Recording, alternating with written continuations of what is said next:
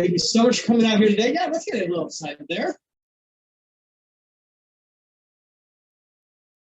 So this is year of firsts. This is our first year of offering what I've been told in graduate school is something that it's never happens. There's no such thing as a free meal, but we broke that today.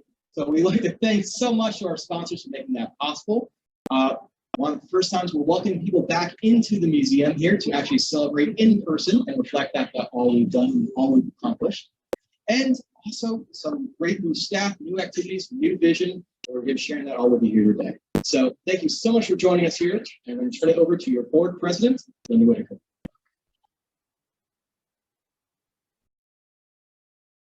Okay, so I'm going to call this meeting to order. I have about 12:35. Are we recording this? We are recording this. All right. I'm Linda Whitaker, and you'll see on your ballot, I'm up for a third term, third and last term.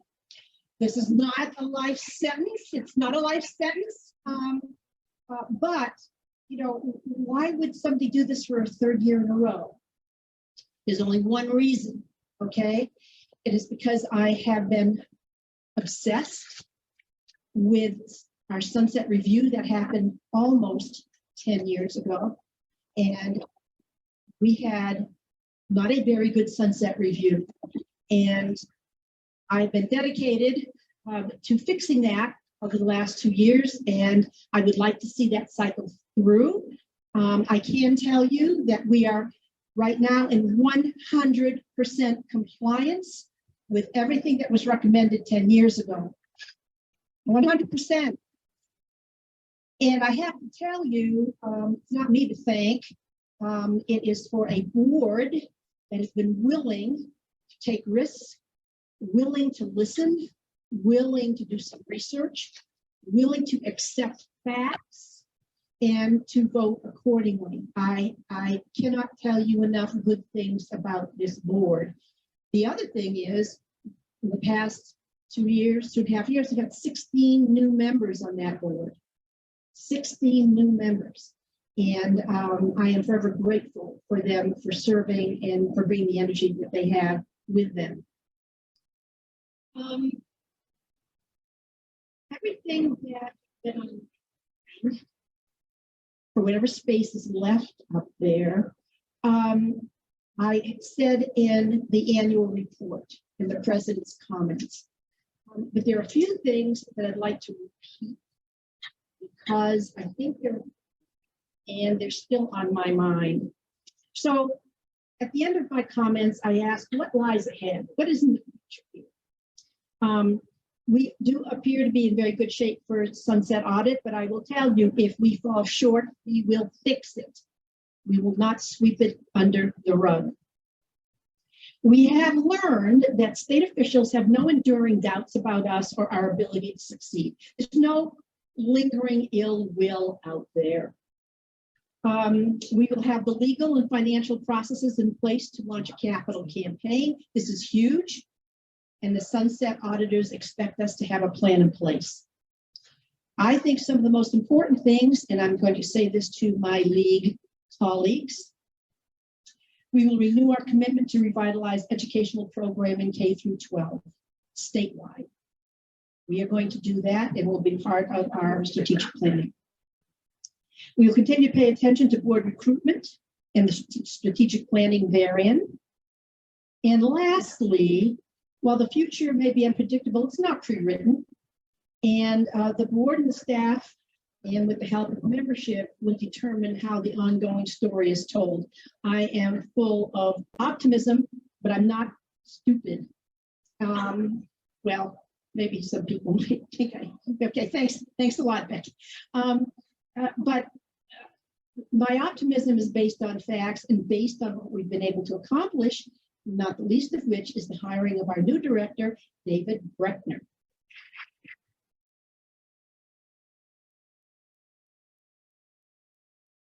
Thank you, Linda. And honestly, I owe thanks to everyone in this room here because reflecting back, it's almost been a full year since I joined AHS, only about half of which covers the annual report that we're focusing on here today.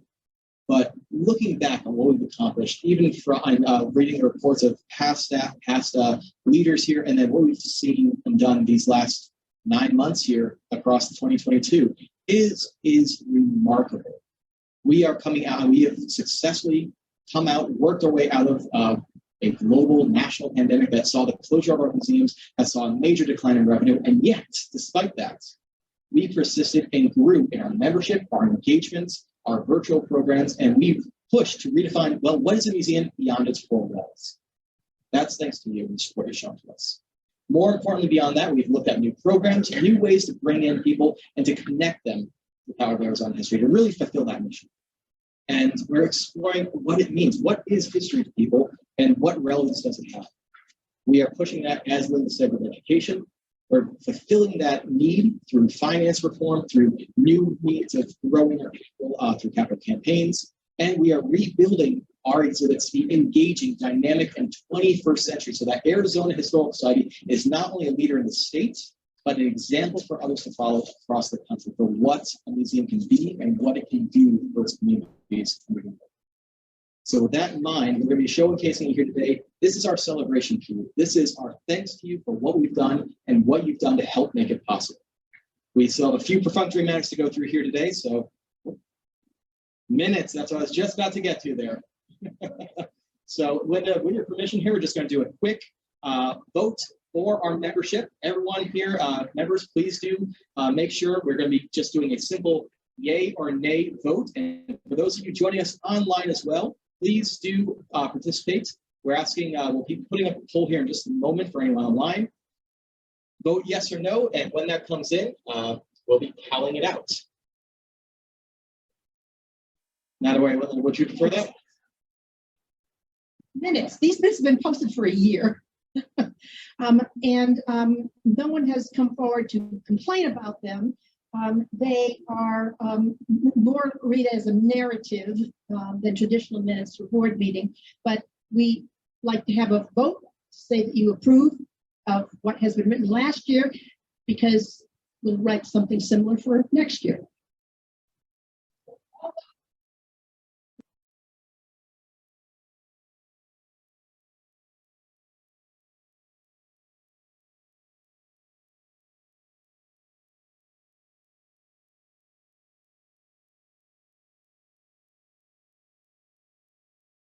All right, thank you so much, everyone. That's our first bit of business done. All right, we're going to move our way here forward, and we're going to tackle the next big item here, which is we want to hear from you.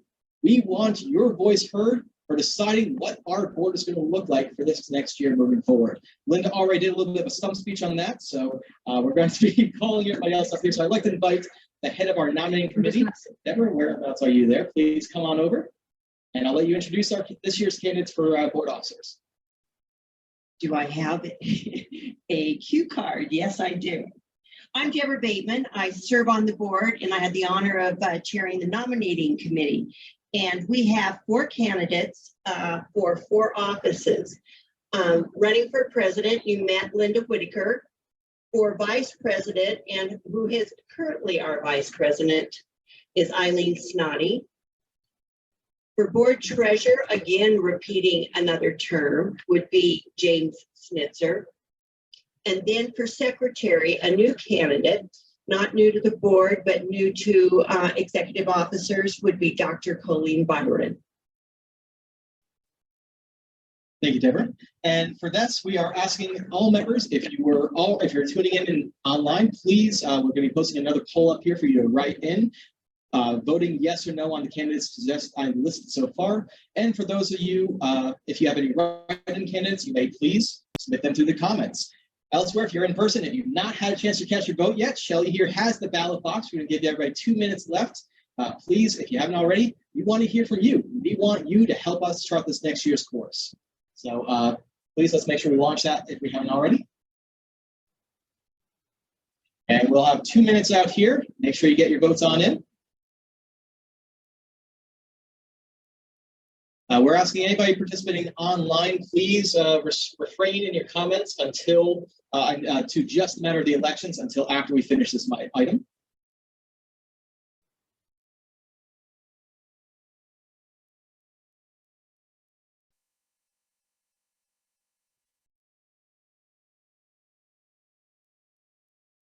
Also, I should also note that that box that Shelly is holding right there does come from out of AHS's collection. So it is actually something that we are previously had been in session, had since been de-session, and is now serving AHS in a new life, helping us to make our own history. So just give it another moment here.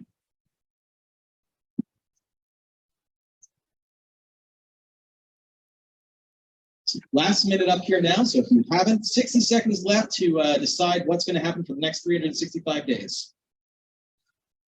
No pressure.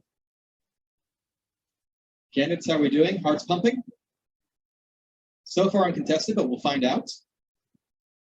And the results of this, we will be declaring at the end of today's meeting, so we just have to keep you with bated breath and anticipation for a little bit longer.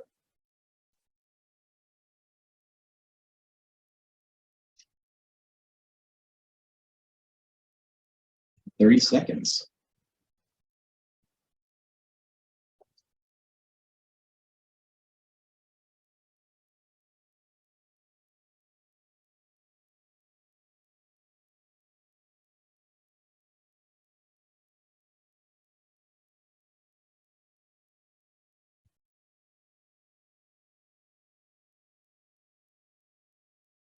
Three, two, one. All right, polls are closed, and we'll get those results to you in just a little while at the end of today's meeting. Before that, we have a lot more to share with you. First thing up here on the agenda is 2022 Director's Reports. It has been an incredibly busy year, as I mentioned before at AHS. We've done a number of reforms, both to meet with sunset compliance, but also to improve what we can do as an agency for the people we serve here across Arizona. We have 4 locations here in Tucson, Tempe, Flagstaff, and Yuma, but also 4 historic sites, and we work statewide with partners through our Certified Historical Program, as well as through general partnerships. These have grown over the last year. One thing I will tout is this year was one of the largest we've ever had for our CHIEF program, with the single largest number of grant application requests and awards yet given. So truly, we are setting our own benchmarks here moving forward. So in terms of 2013 sunset compliance, this was, as Linda said, a devastating, or at least a very strongly worded set of recommendations for how AHS could proceed moving forward. Identified areas that need to be addressed included collections archives cleanup, sustainability planning and developments, greater partnerships and strengthened relations with our local support groups. And then finally, answering the issue of our core documentation, our policies and bylaws. Just even in this last year, I can tell you it has been a flurry of that activity, and I give full credence and credit to AHS's support staff and to our board for getting these items done. And thanks to all of our partners, including our support groups outlined right out here, Northern Arizona Pioneers, Yuma County Historical Society, Friends of Arizona Historical Society, Arizona History Convention, and of course, Historical League for all the support they've done, not just in terms of contract negotiations, which, my goodness, that is never any fun, but also looking at fundraisers, new events, sponsorships, donations of brand new archival equipment. You name it, it has been done, and these people have lived, breathed, and helped lead to make AHS better this year. So big credit and thank you to all of our support representatives.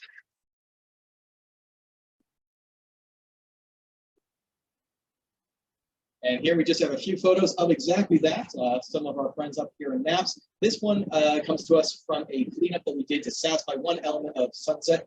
4 shipping containers, 4 Connex boxes full of artifacts that were identified as back as 2013, emptied and relocated across the state for temporary and for sustainable stewardship here at HC Tempe. They are currently being processed in the back, and when we offer our vault tour in a little while here, spoilers, you'll get to see some of that among everything else.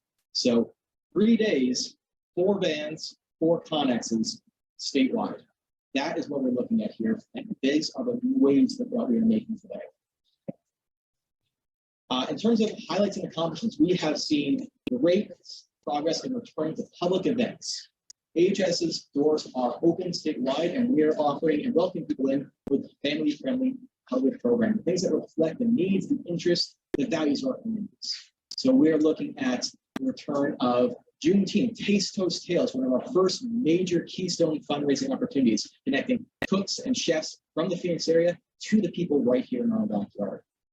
We are looking at new exhibit openings and receptions, including several at Tucson, here at Tempe, and even up in Flagstaff and Yuma. We are looking at new partnerships with state agencies to better grow our impact and support with Mariah. Conversations with ADOA have served to not only provide new staffing resources, but also bring resources relating to CIP so we can get facilities improved and brought up to the standard of care that they require. All of this is outside the regular bounds of our budget, which anybody's looked at that number, it is quite small. So we always appreciate that support we get to help grow and make us better. And here we just have some photos. These right here come to us from Flagstaff. This is the Wool Fiber Festival. Right here, we have some of the great return of educational programming in our museums. And we, of course, welcome some new staff to support that. We'll introduce you to them in just a moment. We have here some Taste Toast Tales. And in case anybody is still hungry after lunch, we have this, and there's a reception afterwards today anyway. Here we have support from our friends over at Redondo Days as well. So Yuma County's Historical Society for the support that they show in helping to develop that area out. This right here is one that just recently came over for us from Smithsonian Day, and I see some staff gesturing in the background. That's because we absolutely adored this time. It was a chance to work, bring people in, families, and right here, this is a station. We had historical viewfinders, and people were able to see the evolution of history of Tucson in kind of eye to eye right there in their own hand, while holding actual artifacts. And then finally, another big shout out to Historical League. If you haven't had a chance and you make your way down to our archives, you're going to notice that that hallway has been completely redone. That was the work of our partners here, and we're very proud to be able to recognize that here now today. And then finally, just other highlights here. Some of our collections, if you blink, you'll miss them. So many of these are still up. Barry Goldwater is getting ready to move here to Tempe. So if you're in Tucson and you're tuning in virtually, last chance to catch it out, to catch it and see it. Ready to Launch is now up in Flagstaff, but did make a successful tour and orbit, I guess we'll say, around Tucson. Los Desconocidos, the migrant quilt project, is now currently on display there where Ready to Launch was at Tucson. Sanguinetti's story, we've updated the front house of Sanguinetti Historic House Museum to feature artifacts and elements of the original Sanguinetti store. And then finally, looking at right here in our own facility, we have the COVID Memorial Quilt up on our second floor. Climates of Inequality, which is all new immersive VR technology, and On Air, the history of broadcast journalism here in Arizona, just outside on the left-hand side there. So we invite you to see all these while they're still live. All right, I'm sorry, these are really terrible jokes today.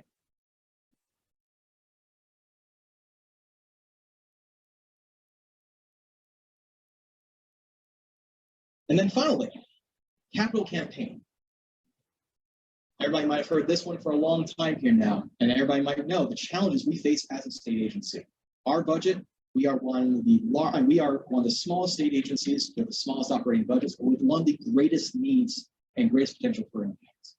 We are continually working with the state to see about increasing that, to grow it, but we are also committed to moving forward hell or high water. And the solution here is our capital campaign.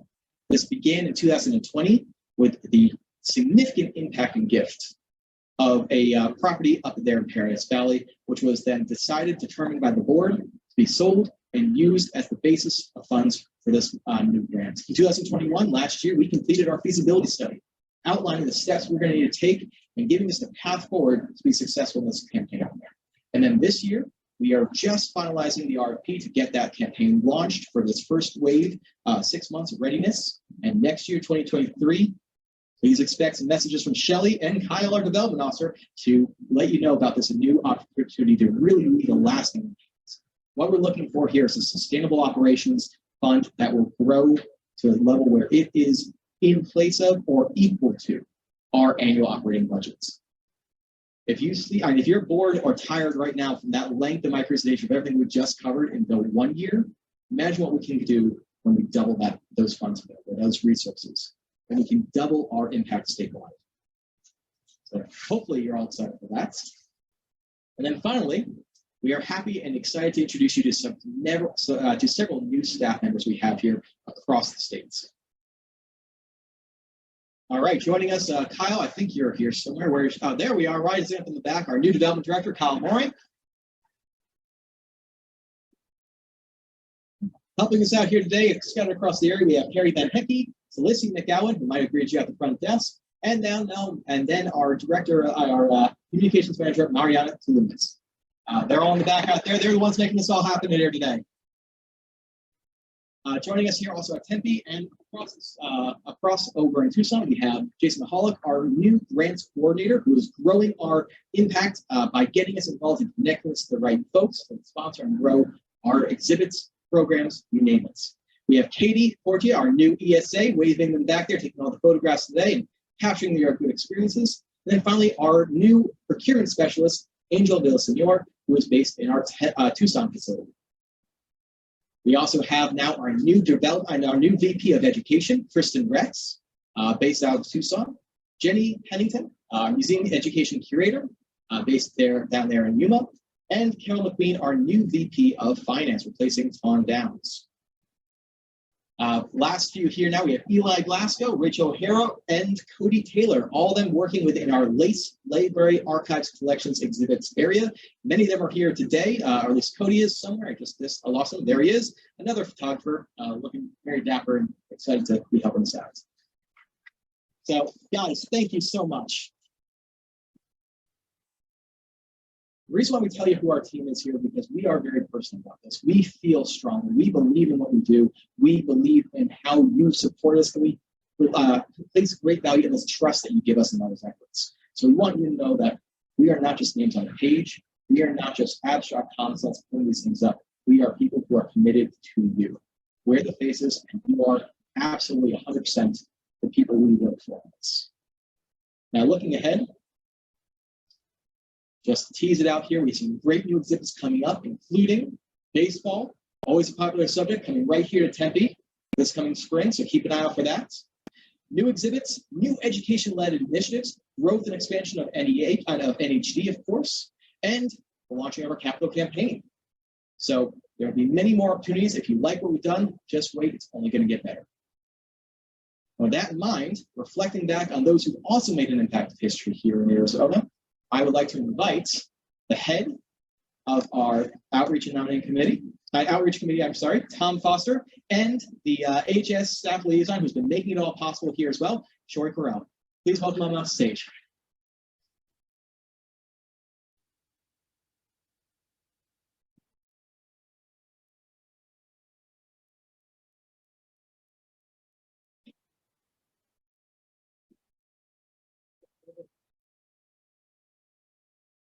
Well, good afternoon, everyone. It's nice to see you here. It is an honor and a privilege to introduce the winners of this year's Al Merito Award.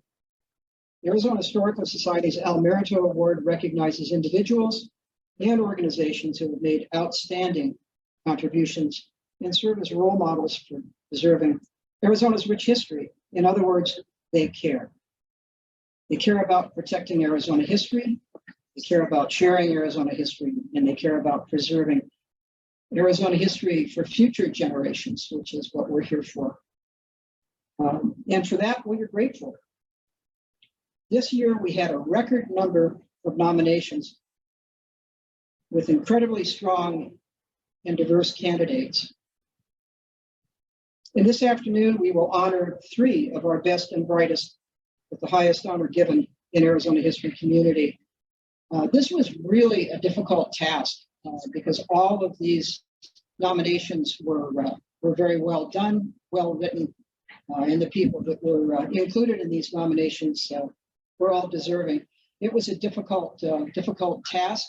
It took a while, but the committee finally was in agreement, and we were able to come up with some winners. So today, our first winner is Arizona Contractor and Community Magazine. Please join me on stage, if you would.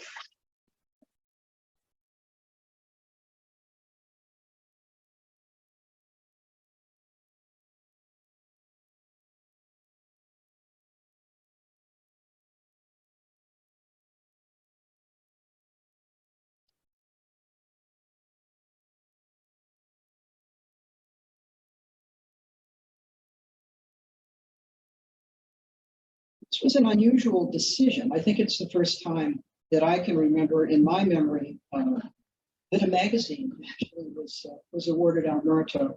This is not your normal magazine. They were launched in 2012 to create a vital publication for the state's building industry. In addition to traditional architecture, engineering, and construction topics, they spotlight fresh ideas on the adaptive reuse of historic buildings and making new developments more community friendly and sustainable. And sustainable seems to be a watchword in this generation at this point in time and moving forward. So sustainability, especially when it comes to older and historic buildings, is very important. And capturing the history of those buildings is very important as well. Another goal was to capture, of course, the history of Arizona's construction pioneers and the buildings, dams, mines, roads, and other infrastructure they built. The magazine also documents the history of Arizona, especially its iconic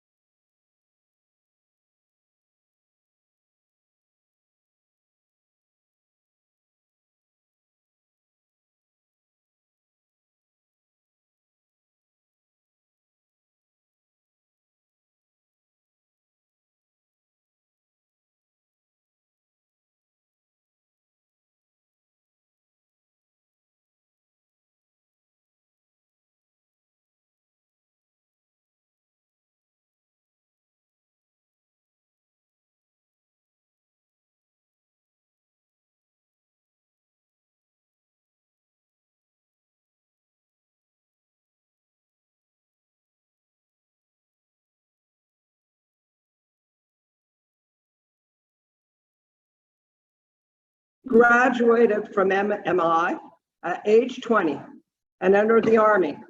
And he'd survived flying one of those wooden framed planes with cloth covering while somebody shot a machine gun at him. Not only that, he'd stayed in the military since the next sentence of his obit began after World War II, which explained why some of those photos and inscriptions to my friend Blythe were from 2- and 4-star generals. Then came the part near and dear to me as a former daily newspaper journalist. The obit said he'd worked as a newsman with the Albuquerque Tribune and the El Paso Times. So how did he get to Douglas? He was manager of the Chamber of Commerce from 1965 to 1973, survived by his wife Rita, 2 brothers, service pending, dots connected. As a historian, I've come to believe that no one is really dead until no one remembers what the person accomplished in their life or their name is no longer spoken. Because all of you listened, Wallace Blythe McCollum still lives. Thank you.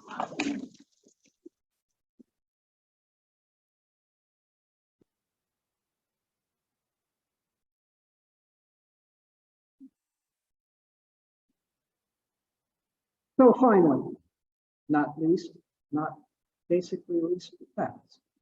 Finally, it's time to honor one of our own, Bruce J. Dingus. Bruce, please come upstage.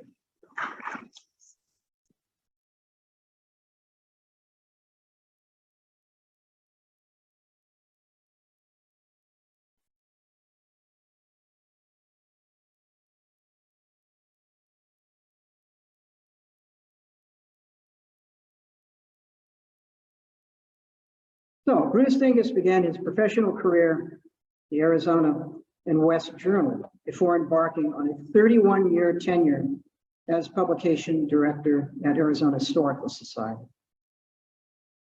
Involved with the Arizona History Convention since 1978, he was the convention's executive director from 1996 till his retirement in 2017. He has served as president of the Westerners International, was a longtime panelist for the Tucson Pima Public Library Southwest Books of the Year. He is currently engaged with the Tucson Festival of Books. Bruce holds a PhD from Rice University and has published extensively on Arizona and the Southwest and literature. Congratulations, Bruce.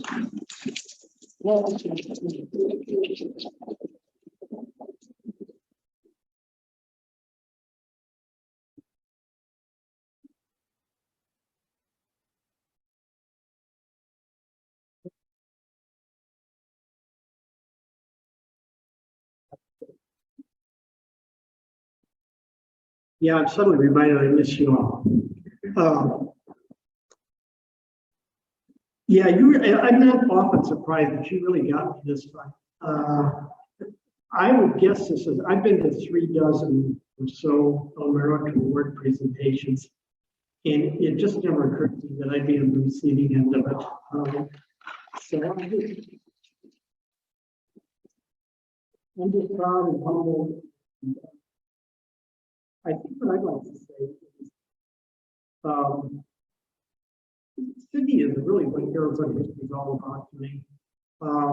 It's about stories, and stories are about people, and that's what I always tried to put across, connect the dots, and in the Historical Society and at the History Convention. And I hope I laid a foundation. I can tell you, I learned as much as I taught. I still am learning every day. Arizona is the most fascinating place in the world to me.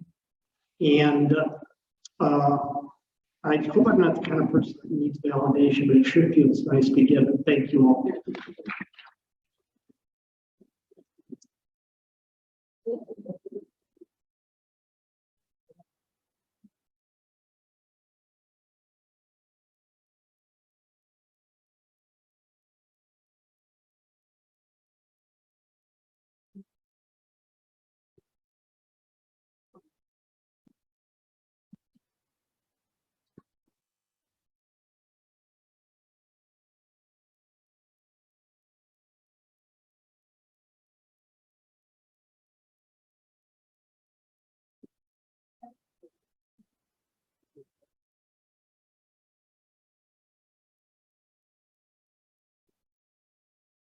I want to add one more thing here before we leave the stage. In all the years that I've worked with Bruce Dingus, I have never called him doctor.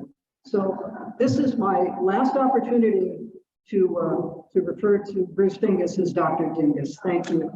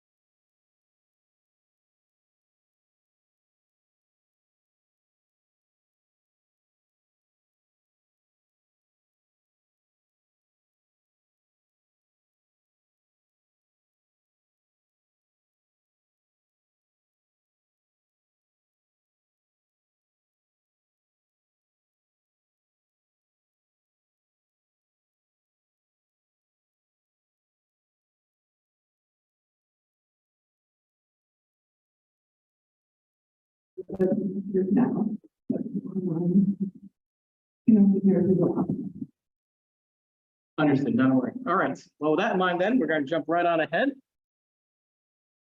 And I would like to introduce and welcome Lane Martinson here onto the stage. Lane, would you like to make your way on up? Thank you. So a few words you might not know how Lane's going to make this stand on stage and pose it in photos.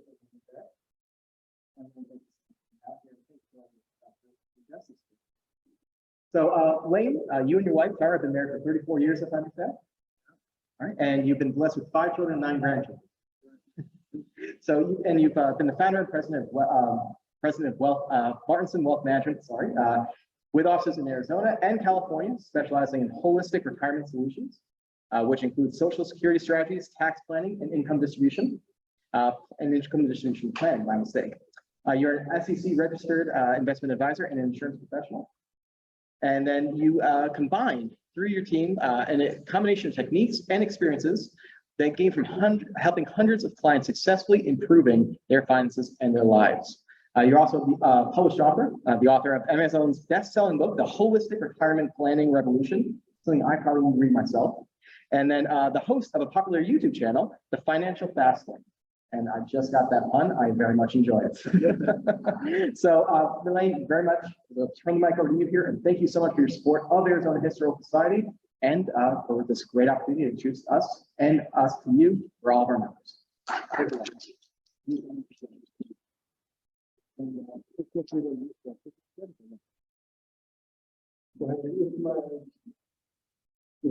Proud honor to be responsible to Historical Society.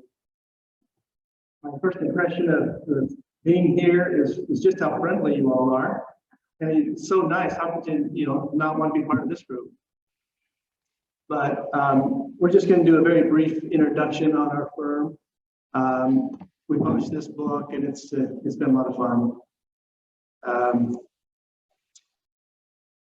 Our offices are right here in Tempe, just off of the 101 in Elliott. We have a learning center that we haven't put in our office. we are very big on education. And so we spend quite a bit of time teaching the public, and we do that most of the time through nonprofit venues.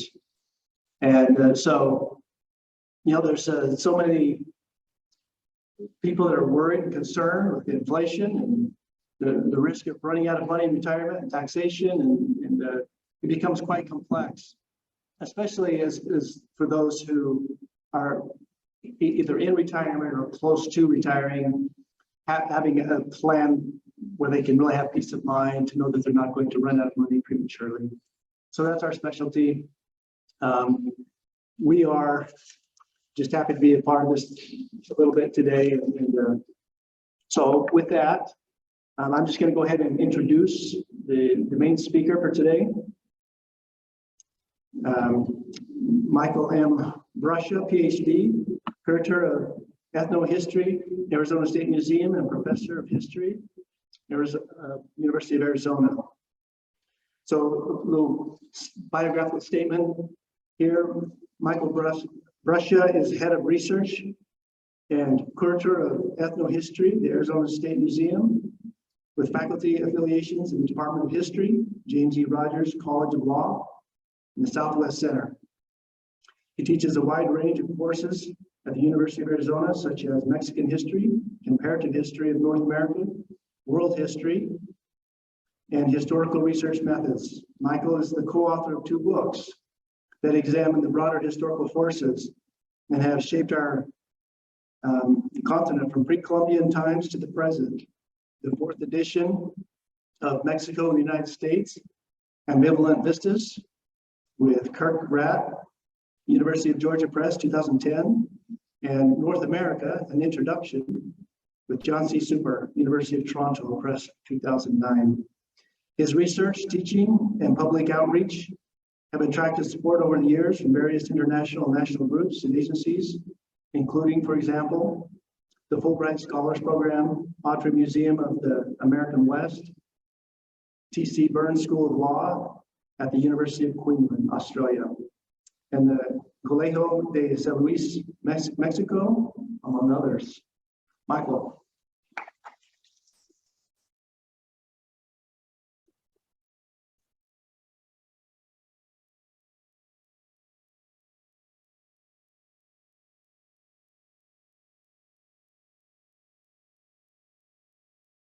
Well, good afternoon, everyone. It is a distinct pleasure and honor for me to have been invited as the featured speaker at the annual meeting of the Arizona Historical Society.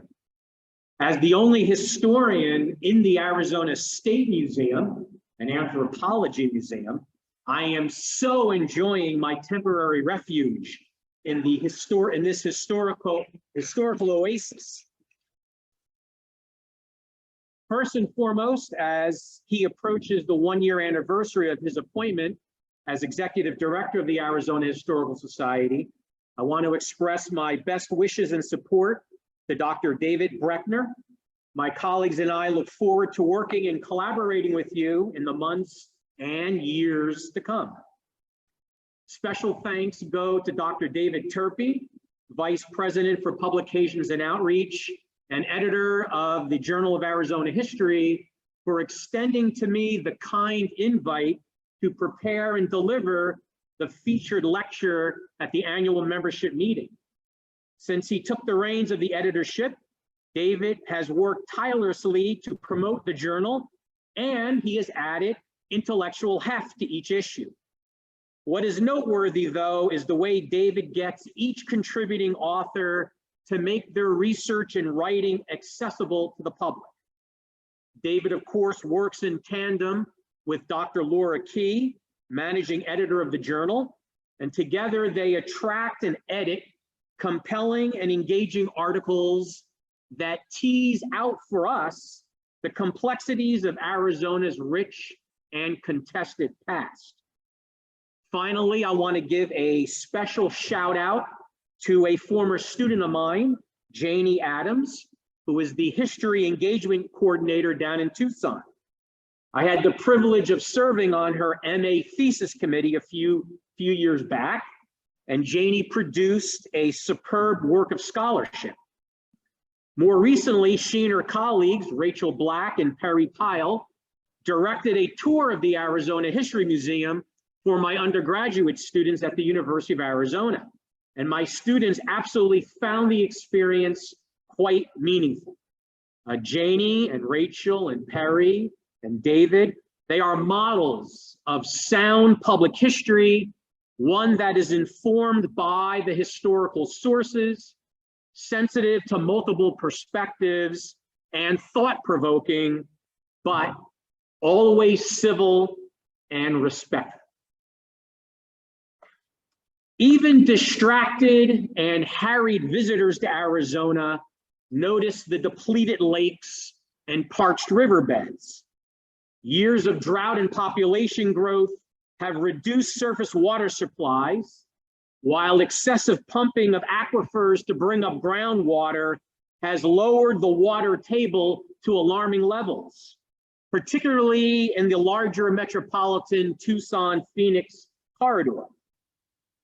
Water residing in the Colorado River Basin, for example, is by some accounts the most overallocated in the world, suggesting quite strongly that limited groundwater resources will be further stressed to meet the state's future water needs. Arizona and other Western states face grim prospects if their strategic planning fails to curb consumption, regulate pumping, and develop additional water supplies. More recently, if you've been following the news, the U.S. Bureau of Reclamation has warned Arizona and the other 6 states that draw from the Colorado River that we will have to cut overall water usage up to 4 million acre-feet next year to ensure that Lake Mead and Lake Powell don't fall to critically low elevations. And these stressed water supplies clash with certain judicial realities. And in my presentation this afternoon, I want to discuss an evocative context that has shaped Arizona and the American West since the mid-19th century. A context that has its origins, however, in the 16th century, when the 2 major European systems of law and custom arrived in North America, and ever since then, have defined the nature and scope of property rights, natural resources, and the agrarian rhythms of daily life for so many communities, families, and individuals across our state and the region. I am referring, of course, to the civil law system brought over by Spain and the common law system brought over by England. In terms of Spanish law, property rights emerged from a broader regimen of laws, customs, and natural resource usages that reflected many influences. The influences of Roman law, canon law, which is the law of the Roman Catholic Church, Germanic law, and Islamic law in the development of the Hispanic legal tradition. For some time now, I have been interested in how U.S. courts have interpreted the old laws and agrarian practices of Spain and Mexico when dealing with property rights and natural resources. 2 treaties between the United States and Mexico, the Treaty of Guadalupe Hidalgo of 1848 and the Gadsden Purchase of 1854, obliged and continue to oblige the United States to protect the property rights of those who had been prejudiced by the change in territorial sovereignty.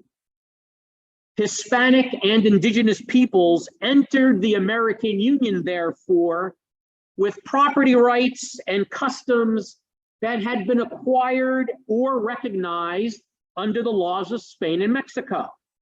But these rights and customs aligned less congruently with the bundle of property rights that was emerging in the American West under the American common law, especially rights to land, water, and precious metals. The U.S. judiciary had to untangle Spanish and Mexican understandings of property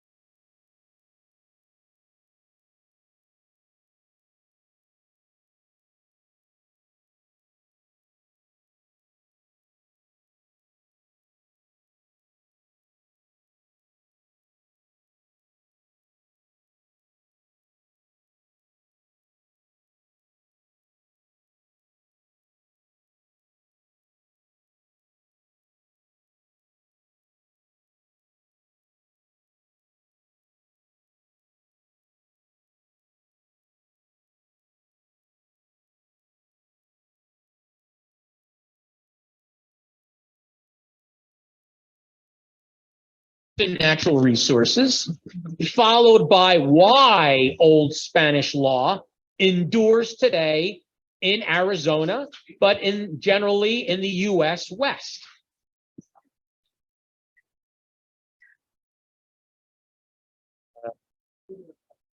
Slides are not moving here. I think we've lost our internet connection. Is that right? Got to put my glasses on to see back there.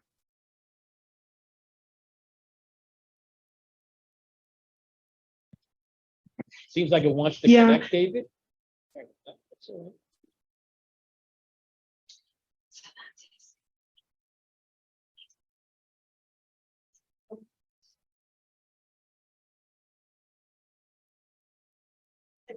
If you can't connect, it's okay. We have it through here as well. Okay. Yeah. Thank you. So Spanish jurisprudence, Spanish law, recognized three kinds of property rights that are fundamental to our understanding of the intersection between law and rural economic activities in places like Arizona and New Mexico, Texas and California, and southern Colorado, which were all once part of the Spanish dominion in North America. Surface water was propiedad imperfecta. Literally, that means imperfect property. That was a property right that was subject to qualification and measured against the rights of others. For example, unlike American common law, the Spanish civil law did not recognize riparian rights to running rivers or streams.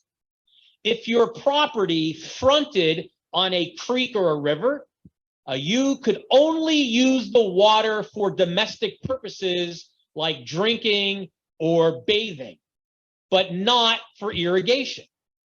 The Spanish crown, and later in independent Mexico, conveyed rights to surface water for agricultural and industrial purposes by way of several mechanisms.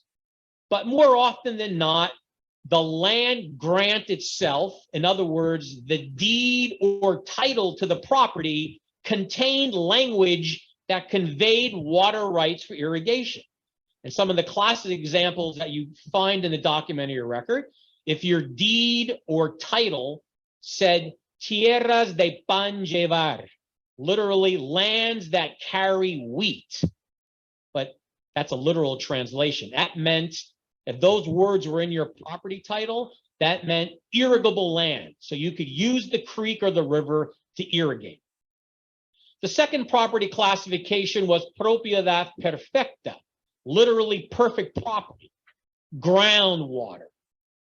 Ownership of spring water, rainwater, snow melt, or water percolating under the ground was nearly absolute, and landowners could not easily be deprived of these waters once competent authority extended conveyance, even if such use of the water caused damage to neighbors. The lack of disputes, the paucity of disputes over groundwater during the Spanish colonial period suggests that the nascent science of hydrology had not yet informed jurisprudence in the Spanish world. Most disputes in the archives reflect concerns over access to surface water rather than groundwater.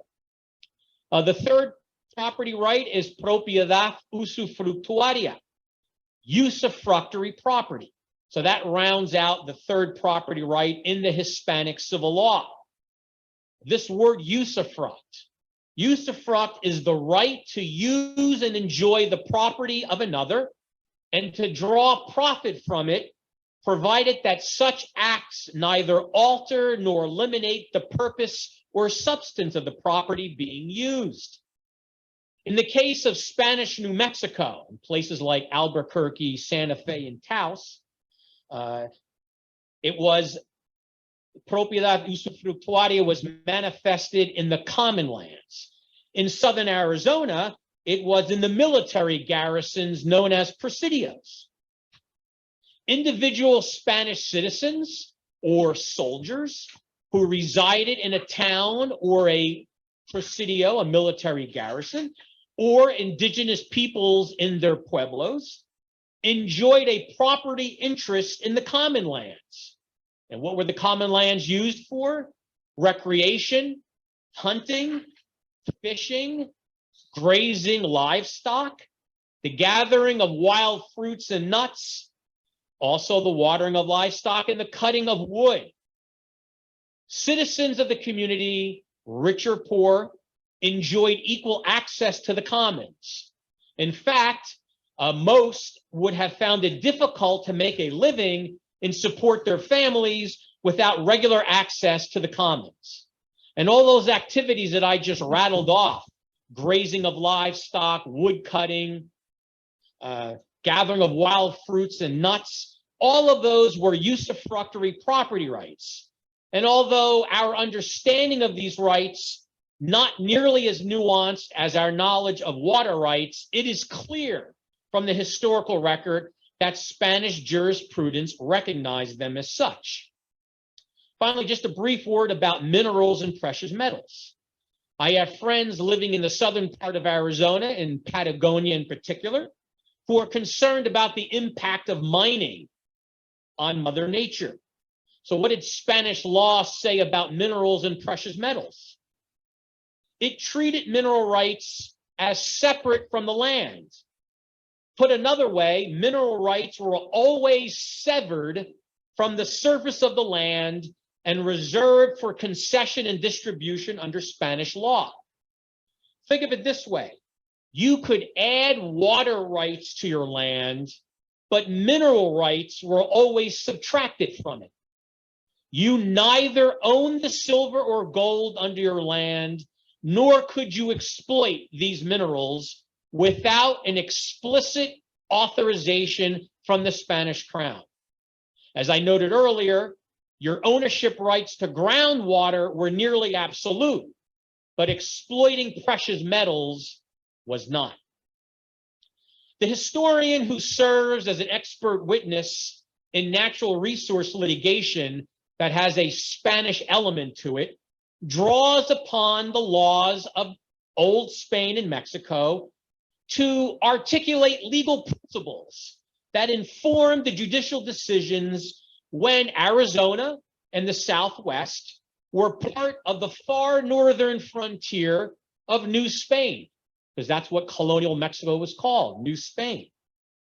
Moreover, the historian, who is an expert witness, has to evaluate the Treaty of Guadalupe, Hidalgo, and the Gadsden Purchase within the context of international law and the American historical experience, tracing the differences between public and private law and how Spanish and Mexican authorities understood these distinctions.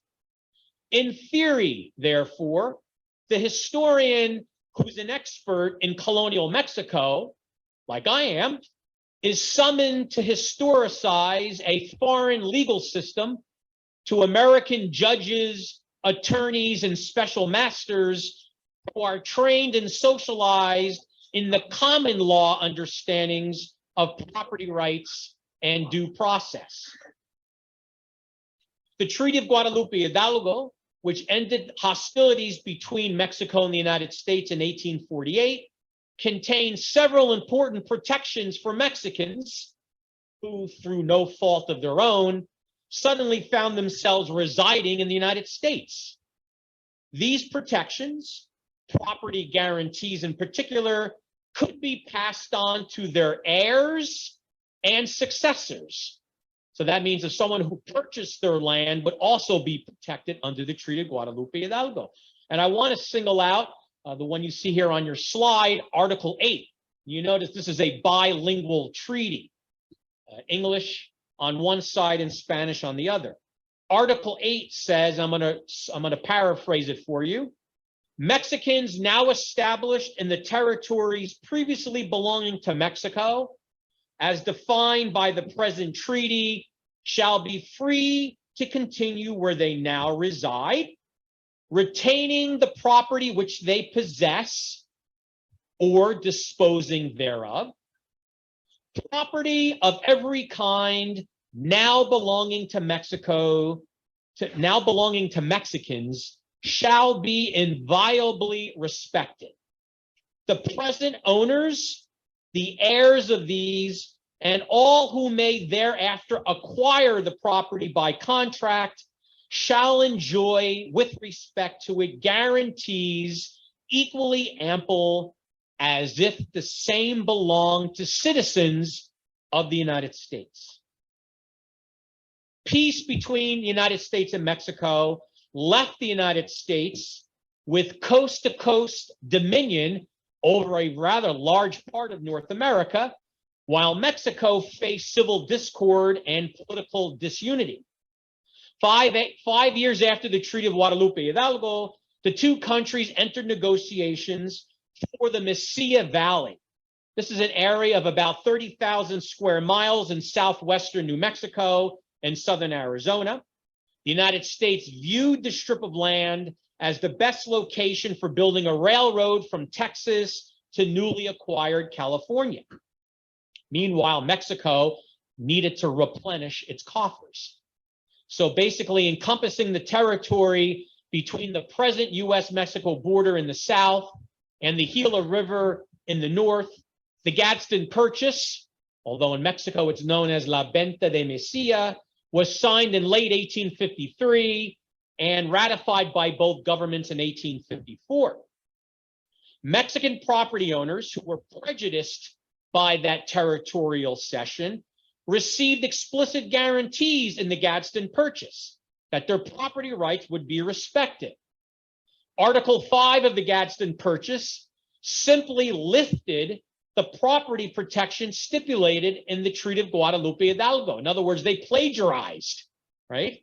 And it says, Article 5, all of the provisions of Article 8 of the Treaty of Guadalupe Hidalgo shall apply to the territory ceded by the Mexican Republic and to all the rights of persons and property within the same as fully and as effectually as if the articles were herein again recited and set forth. It is apparent that the negotiators on both sides of the table were comfortable with the property guarantees enumerated in Article 8 of the Treaty of Guadalupe Hidalgo, and that these would now apply to that small sliver known as the Gadsden Purchase.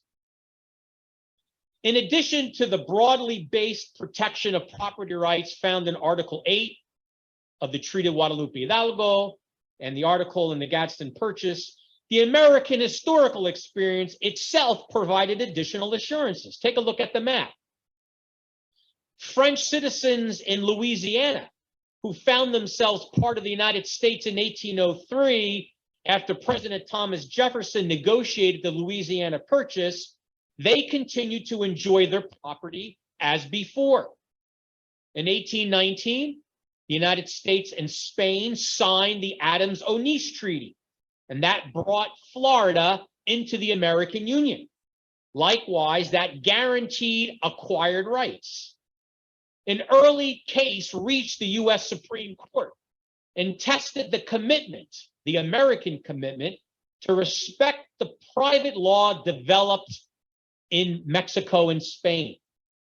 In 1833, the Chief Justice was John Marshall, and he declared that the property guarantees afforded to individuals apply equally if the territory in question was acquired amicably or by force. Scores of cases reached state and federal courts throughout the 19th and early 20th century, and although the U.S. court system did not always have good evidence from which to assess the nature and scope of acquired rights under the old laws of Mexico, it rarely debated the applicability of the laws themselves. Finally, a crucial element that often gets lost in the debate over property rights and natural resources under the old laws of Spain and Mexico. The property protections and guarantees afforded by both of those treaties are not merely theoretical exercises. These treaty protections have a constitutional dimension. Article 6, Section 2 of the U.S. Constitution declares, not surprisingly, that the Constitution is the supreme law of the land, but it also elevates all treaties as the supreme law of the land, thus making the Treaty of Guadalupe Hidalgo and the Gadsden Purchase on par with the Constitution itself. Since 2006, I have provided historical expertise on the living legacies of Spanish colonial law to two communities, Native Americans, specifically the Navajo Nation, in its long struggle over water in the Little Colorado River, but also in northern New Mexico. Certain rural areas in northern New Mexico are comprised primarily of Hispanics, and their communities are known as acequia communities. Acequia is a Spanish word. It actually comes from an Arabic word meaning ditch or canal. Specifically, you see the towns here on the map, Española, Chimayo, but I've also had clients in the Rio Chama area and as far north as Taos. Both the Navajos and the Hispanos want to identify their rights to water under the old laws of Spain and Mexico as protected by the Treaty of Guadalupe Hidalgo. Now in southern Arizona, the Brophy family, only the third owners of the Babacomery Ranch, which dates back to the late 1820s and early 1830s, and identifies itself as the largest contiguous land parcel, private land parcel in Arizona. Right now it has about 28,000 acres. When the Brophy family wants to defend their rights to land and water, they do so under the old laws of Spain, old laws of Mexico, which are protected by the Gadsden Purchase. The historian as expert witness has an essential role to play in shaping public awareness of the historical context from which legal and environmental issues arise, particularly the availability and allocation of natural resources in an age of globalization that has had an egregious impact on the landscapes which we live, work, and play. I will conclude my presentation by sharing with you two of my favorite historical quotes. The first is attributed to Mark Twain, although there is scant evidence that he actually said it or wrote it. Whiskey is for drinking and water is for fighting over. It is my sincere hope as both a citizen and a historian that passionate and engaged dialogue, but always civil and respectful dialogue, remains in place and that we avoid the temptation to fight. Once again, recent news provides wrinkles of hope. Tucson, where I live, Tucson negotiated with CAP, the Central Arizona Project, to leave up to 30,000 acre-feet of this year's water allocation in Lake Mead in return for about $260 per acre-feet of conserved water, which will come out to be about $8 million.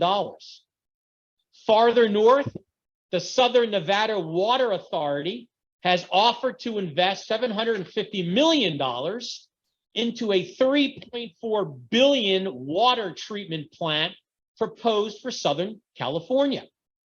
In return, Nevada would be given a share of California's allocation of Colorado River water. In effect, Nevada would increase its annual allocation from Lake Mead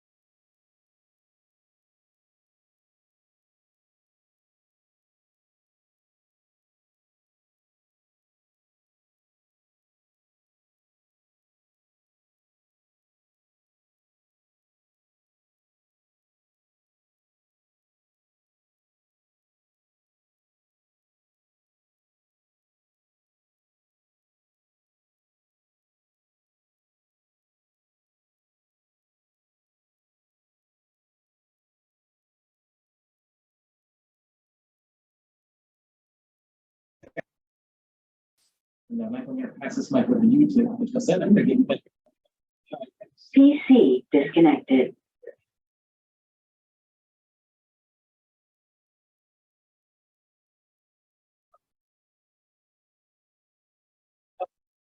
Anyone have any observations or questions or comments? Or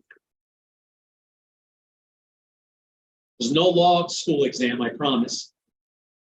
I don't have my list of people in attendance, and I just kind of remember the paper chase that showed the paper chase. Yeah.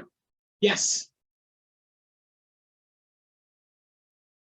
Good afternoon. My name is Larry Baker. I'm an Arizona native and have been watching for about 81 years the battle over water for Arizona. Last evening, the PBS, I had the opportunity to watch the program on saving Venice, the Italian island, I guess it is. I thought it was interesting. They have a problem of too much water, and we have the opposite problem of not having enough. And the program explained the things that they have done to try to save Venice, which included mechanical walls to block the water when the tide comes up.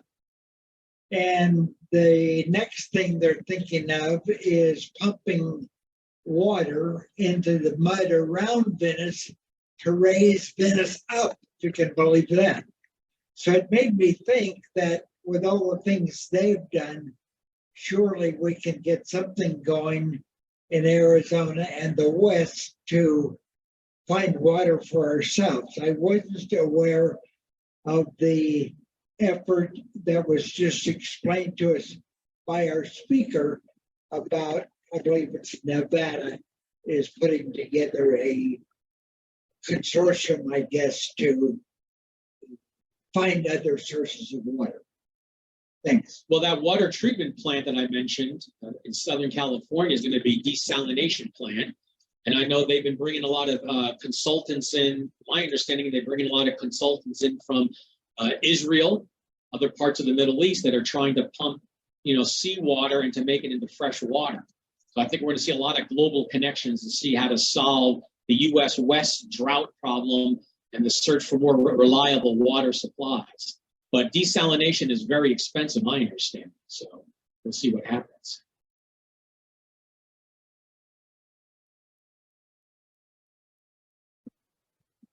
Hi, my name is Richard Compton, and I'm a University of Arizona graduate, class of '73.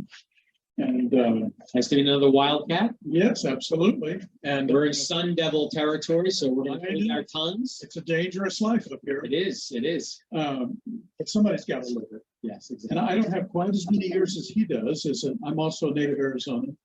You know, I think about the intricacies and complexities of the things that you talked about, the treaties and the land rights and all of those associated things as time has moved forward from pre-colonial times through the modern age that we live in. And so how do you as an expert bring sanity to the often politicized conversation about these very subjects when it does seem to have, based on what I heard from you today, has quite a few delicacies, intricacies, complexities that some people don't want to hear about or deal with? How do you respond to that sort of pressure that's put upon you when you're drawn in as an expert witness? And I thank you for your response. Well, for one, I keep a flask in my pocket, and I ask the attorneys for a lot of breaks so I can take a swig here and there.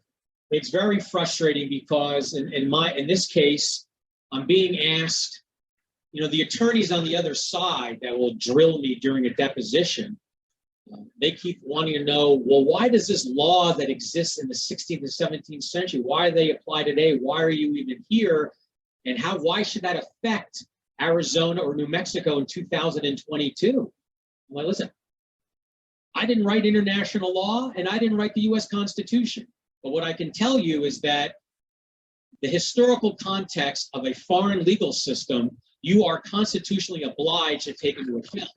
So what was that old legal system? I try to provide some rationale and impose an orderly analytical grid, if you will, like a structure on top of it to make sense of how Spanish and Mexican judges adjudicated property rights and natural resources. And the tension comes in because the attorneys or the special masters, I haven't gone before a judge yet, but if I did, they're all socialized in American understandings of property and natural resources.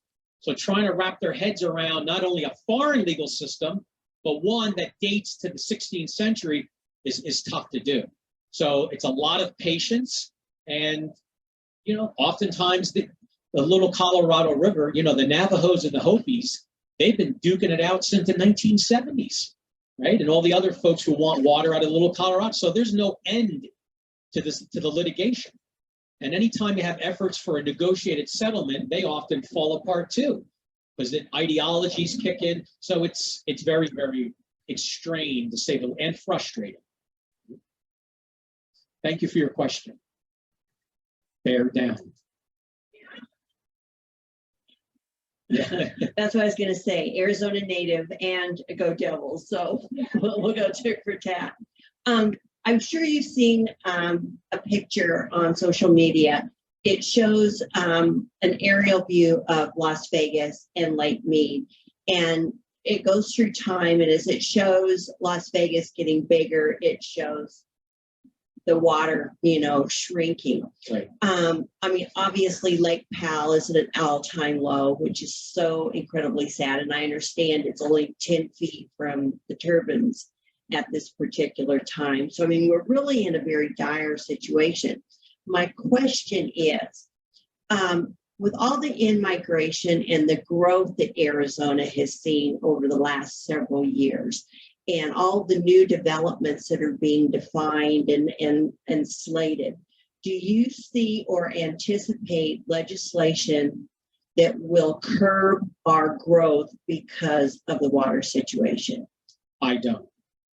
I don't think the state legislature will, under its current composition and near-term future composition, they're going to pass regulations to curb development.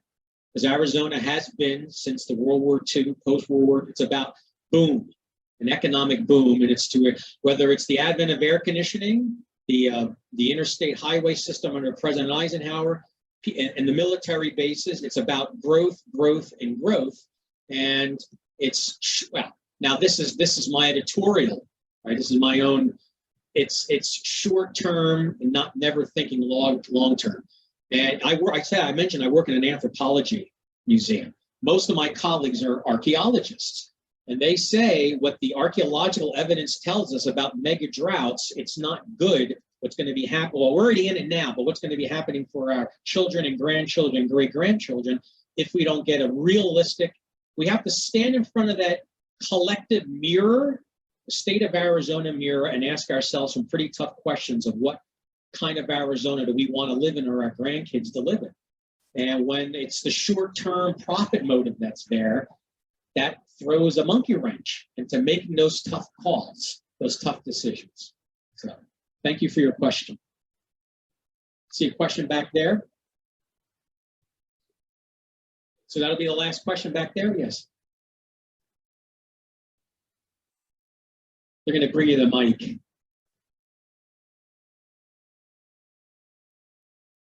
Several years ago, Arizona made a mistake of allowing Arabs to come and take a whole bunch of, buy a whole bunch of farmland and dig wells much lower than the neighbors' wells, take away their groundwater. Is there anything in Spanish law that would address that? I think I know what case you're talking about. Spanish law, so the short answer is no, because the land that you're referring to had never been parceled out under Spanish law. So it had, it was part of the Spanish Empire, but it was never parceled out either to individual or to a community. So when it entered the American Union, it became part of what was called U.S. public lands, and then whatever how that was then dished out to individuals over time. So in that case, Spanish law would not apply. I get that question often with the Colorado River.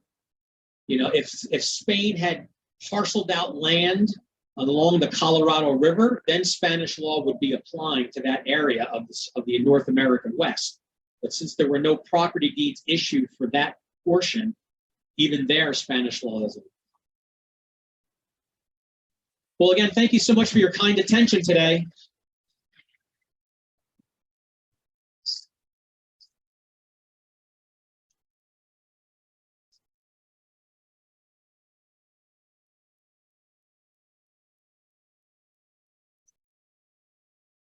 From there. All right, excellent. And I'm going to now once again, thank you, Michael, for that time, and invite Deborah Bateman back up on the stage here with our election results. So we promised that TBD, and here we are. Deborah, how are we looking? Envelope, please. Here we go. Must I read this? I don't think it would be a surprise, but it is my pleasure to announce the new officers for the Arizona Historical Society for 22-23. President Linda Whitaker.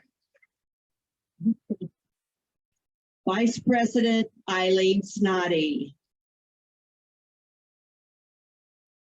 Board Treasurer Jim Snitzer. Where are you, Jim? There you are. All right. And Board Secretary Dr. Colleen Byron. Congratulations to all. We're going to have a great year.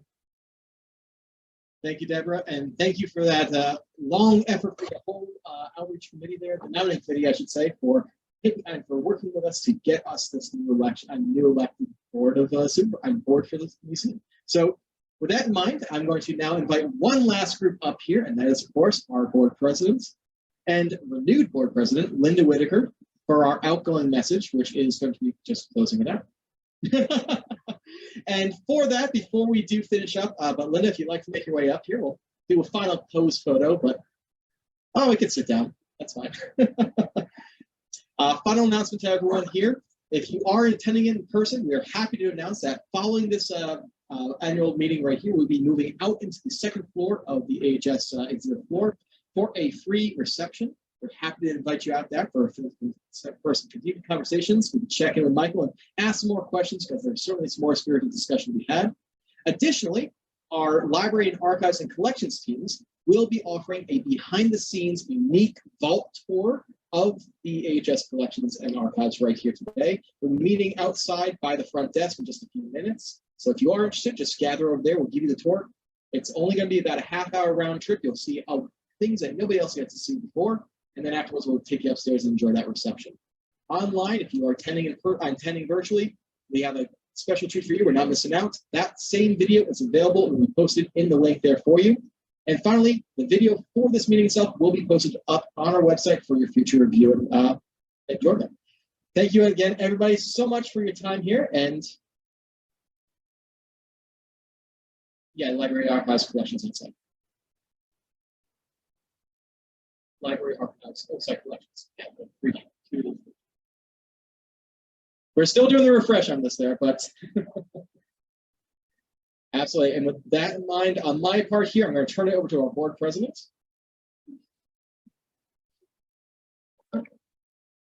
Thank you, everyone. We'll see you outside there.